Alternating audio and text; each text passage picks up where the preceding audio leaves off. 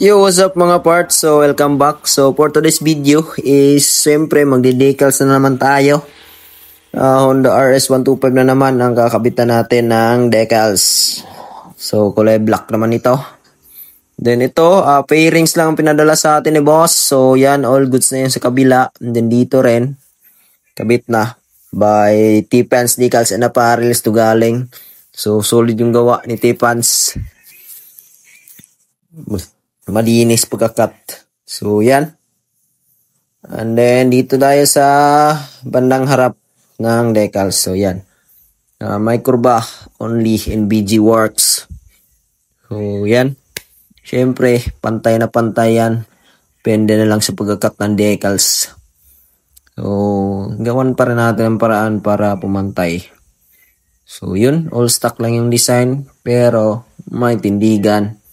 So, salamat sa pagsalig, boss. Salamat sa suporta.